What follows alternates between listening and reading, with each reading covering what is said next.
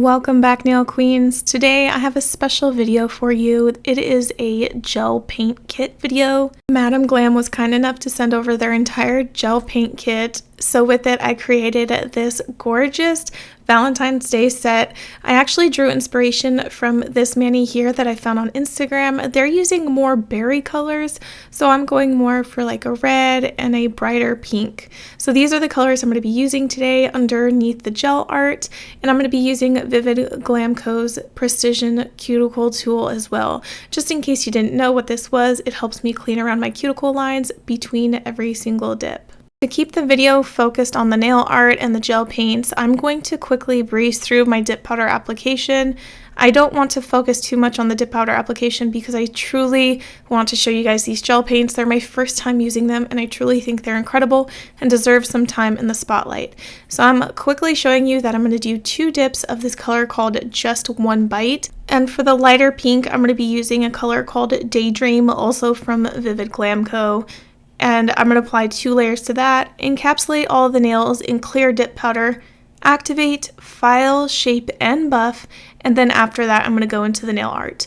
I think it was important to tell you guys my process of how I'm prepping the dip powder for the gel art application, but I don't want to focus on it too much. So if you're doing this at home, go through your entire dip powder routine, activate, file, shape, and buff, and after you're done cleaning off your nails from all the filing, shaping, and buffing, that's when you go in and do your nail art.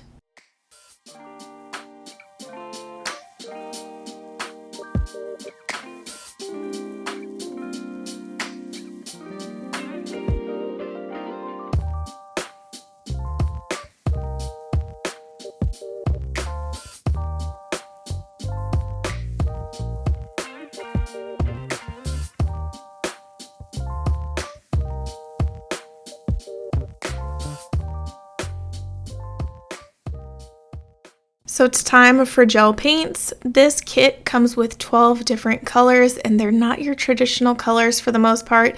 Of course, you have your white, your black, your red, your blue, your green, but they also included a gorgeous brown, a pink, an orange. So I like that they included different colors, and they also have 2 glitter colors in a silver and a gold. So I really like the variety that they have here with your primary colors and also some other colors that would probably be used often. I'm really happy for the pink and the brown. It also came with this brush, which you can use for like full gel nail application, but since I'm doing nail art, I won't be needing this size. I'm going to be using some liner brushes to do the nail art, but if I were doing full coverage nails with these gel paints, then I would use the brush they provided. The 3 colors I'm going to be working with today are perfect for Valentine's Day: red, pink, and white. Of course, you can choose other colors. If you want to do a blue mani like this, I say go for it, and I actually just might. So these are the nail art brushes I'm going to be using today. They were recommended to me from Balaug Nails over on Instagram, and so far I'm loving these. These are the 2 brushes I'm going to use out of the kit, the long striper brush and also this smaller, thicker one. If you get these gel paints, you'll notice that they have this silver film here to protect them from leaking. It's a pain in the butt to remove, but I'm glad that they don't leak in transit. So the very first thing I do to prep the nails for gel application is apply a gel base coat to both of my nails and cure that in my nail lamp for a full minute. Doing this will allow the gel paint to stick better to my nail and help prevent peeling. Of course, that's never foolproof. Sometimes it can still peel. That's just the way the cookie crumbles. So I'm going to start with the red gel paint here. As you can see, I did my ring finger off camera, but I'm going to start with this thicker brush, and that's how I'm going to create the strokes. Me doing the ring finger off camera helped me really get my bearings and figure out the best way to do this nail art so I can best show you the way that I recommend. So I learned the hard way from the first nail that it's best to brush from the tip of the nail upwards towards the center. I first started doing it the other way, where I started in the center of the nail towards the free edge. If you want to get that feathered brush stroke look like you see here, I recommend starting from the free edge and working your way to the middle, and that's when the gel towards the middle isn't as thick and as dense and it starts looking feathered, kind of like a dry brush stroke.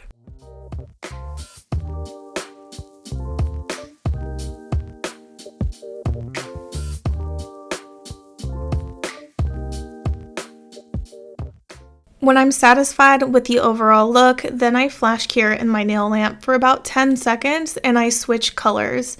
So just remember when you're going from color to color to flash cure. You don't want to wait too long or else the gel does start to move. So I'm moving on to the white color.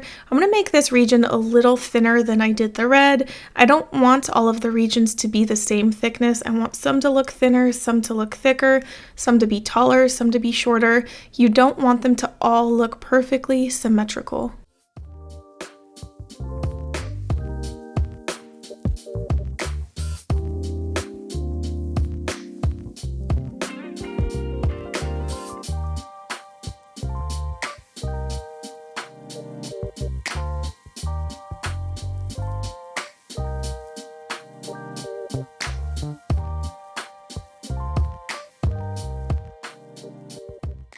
Like I said earlier about symmetrical, you can see that I'm making the pink part a little bit shorter than the red and the white. This one's going to be a little wider than the white was, and I'm actually going on top of the white to make it look a little bit wider and make the white look more narrow.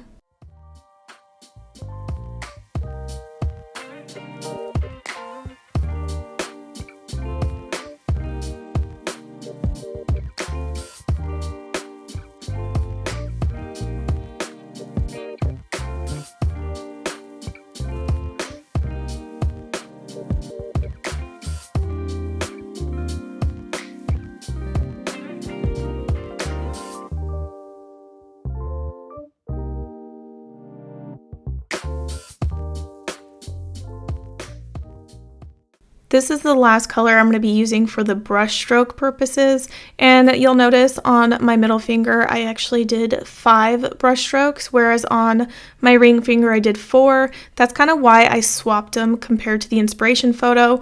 My middle finger is the wider nail, so if I wanted to include more colors, it was best to do that on the wider nail rather than doing this design on my ring finger like the way the inspiration photo had it.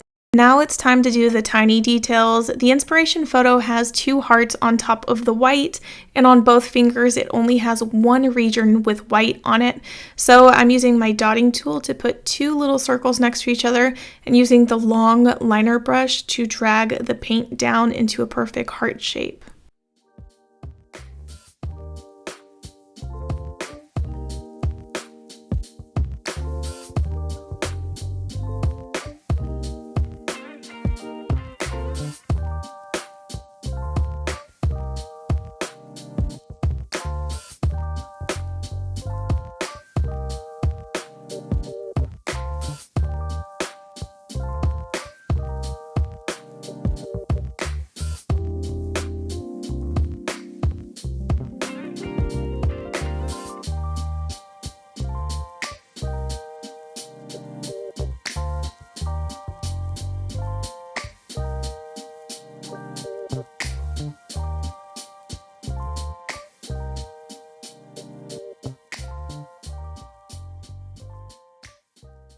I have dotting tools in different sizes, smaller and thicker, so I'm going to be using the dotting tool to create different dots. And I like that the inspiration photo used all the colors all over again, so it's using red on the white and the pink, and it's using pink on the red. So I really like how the inspiration photo put all of these colors together. I definitely want to create this in like more designs, maybe a St. Patrick's Day design.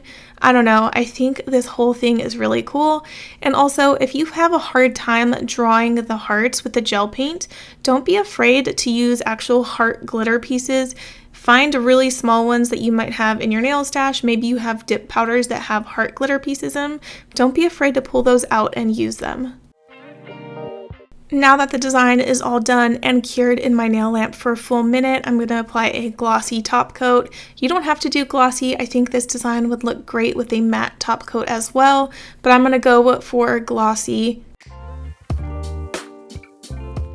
Okay, after some much needed cuticle oil and gel top coat on all of my nails, this is the final look. I really love how this turned out. I'm obsessed with these gel paints. They're so highly pigmented, so easy to use. I highly recommend them.